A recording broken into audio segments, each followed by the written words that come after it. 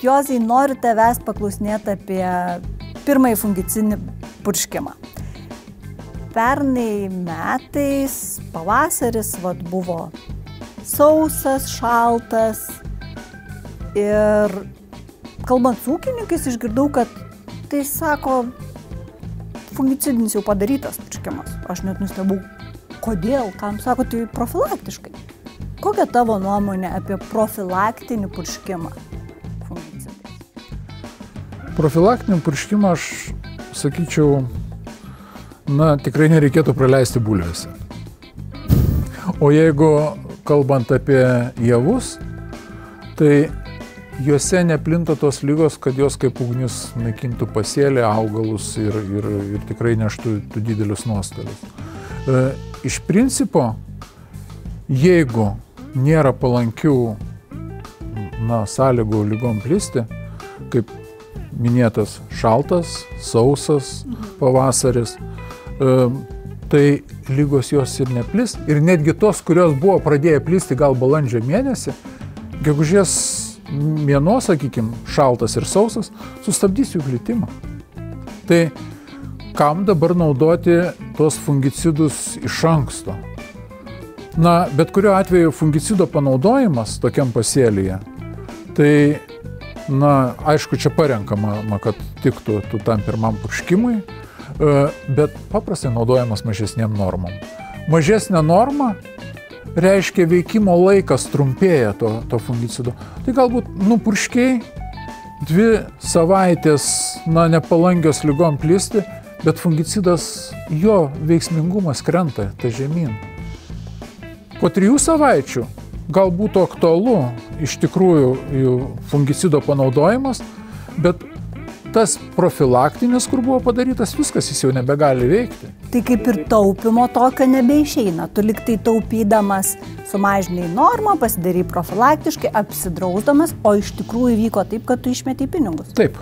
Aš tai sakyčiau taip ir galiausiai irgi ruošiami normatyvai, čia europiniai, manau, kad Lietuvoje labai greitai bus tas irgi priimta, kad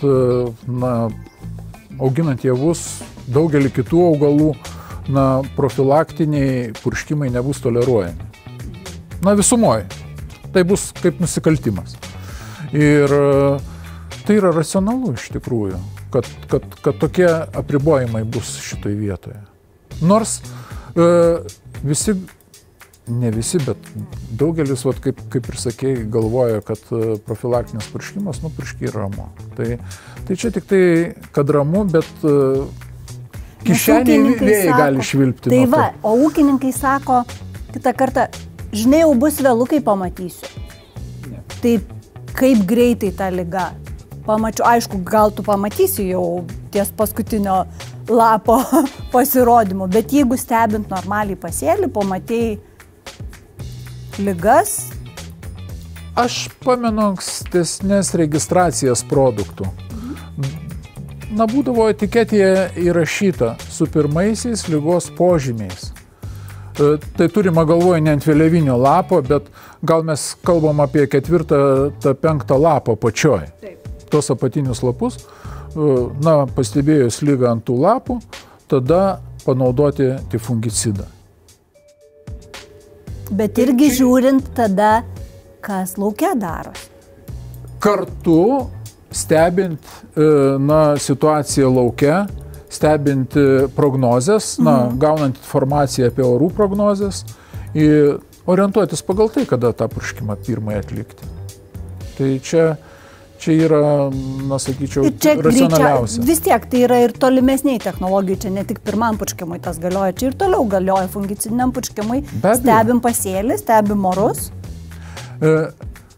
Aš žiūriu su tais purškimais, pas mus visumoje labai paankstinti tie purškimai. Ir tas atkeliavo praktiškai, turbūt su vokiškom, angliškom produktų etiketėm. Nes ten iš tikrųjų sąlygos metai iš metų tu palankios. Atsparumas ligų ten plinta. Bet ir šilčiau žymiai. jeigu ne tiek šilčiau, bet tai yra tolygus periodas, daugeliu lygų, temperatūra, jeigu siekia 17, 19, 20 laipsnių, jau yra tikrai palanku plisti. Jeigu tas duoda, pastovę drėgmę pasėlyje, nebūtinai lietus. Po lietaus, jeigu nėra saulėtos dienos, nėra vėjo, ta drėgmė, sakykime, vešliam pasėlyje gali įsilaikyti 2 dienas. O dabar, Juozai, pavasarį temperatūros pakilimas jau nuo kada turi mus neraminti dėl ligų plitimo? Nuo kokio, kiek laipsnių turi būti? Sakykime, taip. Jeigu apie miltligę mes kalbam, tai temperatūra optimali miltligė yra 17 laipsnių. Pakankamai dar ne aukšta, bet palanki.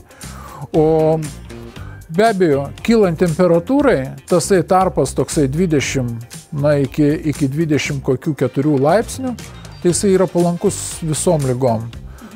Tada yra labai svarbus antras faktorius, tai yra lietus, drėgmė pasėlyje. Jeigu jos yra, aišku, lygos pradės. O dabar gerai, jeigu dieną 20, naktį -9, buvo jau gegužės mėnesį, taip? Taip, stabdo. Be abejo, kad stabdo.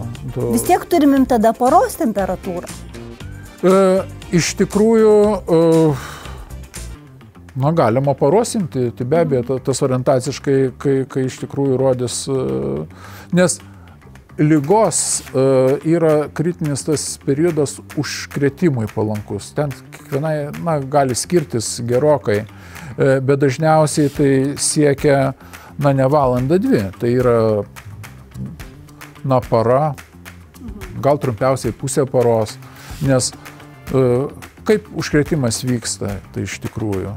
Sporas sudygsta, sporadaigis auga paviršiuje, augalo šeimininko, sakykime, kvietys, ar ne? Ir sporadaigis ieško žietelės, kad patekti į lapą. Tai ne kirminas, kuris pragraužtų, bet jis ieško patekimo per žietelę. O žietelė yra tik palankiom sąlygom, kada šiluma atsidarius. Žietelės, esant šilumai ir pakankamai drėgmės, jos būna atsidariusios. Sausa, jos yra užsidariusios. Tiesiog irgi yra barjeras, nepraleidžia. Ir kitas barjeras, aišku, tokiu atveju gali būti kontaktinio veikimo fungicidai, kurie paviršių dengia kaip barjeras irgi. Bet tai tada ar kontaktinius mes profilaktiškai galim naudoti? Ne, irgi ne. Irgi ne? Ne. Tiesiog pats vystymasis daugelio lygų eina iš apačios, ten, kur yra palankiausios sąlygos, kur pirmieji lapai pažydi. Ir imkim septoriozę. Jinai lipa kaip laiptais ant vieno lapo, ant antro, ant trečio ir taip iki vėliavinio lapo. O dabar gerai, septoriozę paminėjai. Septoriozė būna juk ir rudenį išplinta, tiesa? Būna, taip. Ypač ant tų lapų, kurie būna atsilenkę horizontaliai ir kontaktuoja su dirva. Tai ūkininkas atėjęs pavasarį lauką, ant senų lapų jau matau tą septoriozę, tai reikia porkštų. Nereikia. Tai nėra rodiklis. Tai nėra rodiklis. Aišku, tai gali būti šaltinis pirminio užkrato, tas lapas. Ir jeigu tik tai susidarys sąlygos, tai bus didesnis pirminio užkrato kiekis, kad jau jis bet kokiu atveju turi ieškoti ligos užkrato požymių ant pavasarinių lapų. Taip, pirmųjų požymių, galbūt greta šito senojo lapo iš rudens, kuris jau akivaizdžiai buvo matoma, kad būtent ta liga ir jinai yra pažeidusi. Bet vis viena, pirmasis požymis. Aišku, sustabdyti tą lygą, jau kada mes pamatysim tipišką požymį, ant šito lapo mes ją nebesustabdysim. Bet tas lapas irgi, jisai jau galbūt tarnavęs yra, arba jo labai ribotas yra tarnavimo laikas. Esminiai lapai yra 3 viršutiniai. Ir, aišku, atitinkamai augalas atsisako 3 lapo nuo viršaus, lieka tada 2 svarbus ir galiausiai viskas baigėsi vėliaviniu lapu, kurį tikrai reikia išsaugoti. Juozai, tai man va dabar klausant dar klausimas, ar dėl to, kad mums tie pirmieji lapai netokie svarbus, mes rudenį netaikom fungicidinio purškimo, nes netgi jeigu kada šiltas ruduo yra ir plinta ligos, mes netaikom fungicidinio purškimo. Netaikom. Tai būtent dėl to, kad tie lapai jie atlieka savo vaidmenį jau prieš žiemą realiai. Taip, jų funkcija yra iš tikrųjų palikti stiprų daigą žiemai, pasiruošusi žiemojimui. O pavasarį jau vegetacija atsinaujinus, išeina į areną kiti lapai, stiebai kyla į viršų ir tenai fabrikas pačio veikia. Supratau. Tai aišku tiek, kad profilaktika, kur ligos, čia ne taip kaip pas žmonės, čia jau laukiam ligos ir tada gydom. Iš tikrųjų ir pas žmonės turbūt taip, kad imunitetą stiprinantis vaistai tai, bet kad gydyti jau profilaktiškai, tai irgi nėra tikslo. Irgi nenaudojam, tiesa. Tik tai nereikia užleisti. Antibiotiko negeriam iš anksto. Teisybė. Gerai, dėkui tau.